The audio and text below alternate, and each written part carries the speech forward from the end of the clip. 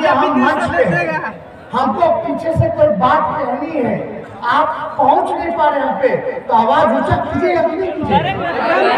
तो वही लड़का सब थोड़ा आवाज ऊंचा करके बोल रहा था मुख्यमंत्री जी 19 लाख 19 लाख 19 लाख, तो मुख्यमंत्री जी भड़क गए, बोले 20 लाख, खिसिया गए, मिर्गी रायनी आ गया।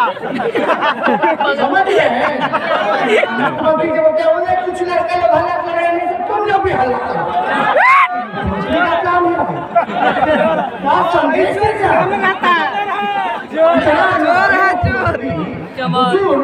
नौजवान आपसे बात करना चाहता है, नौकरी मांग रहा है, तो आप बोलते हैं उन्हें हल्ला करा, तुम लोग भी हल्ला करो, जब लड़वा रहे हो का काम रह गया, ये कोई मुख्यमंत्री का काम है? आप लोग बताइए कि काहे गड़बड़ा गए भाई? नीतीश जी का तो स्वभाव नहीं था, काहे गड़बड़ा गए? खोलता रहता है, खोलता रहता है।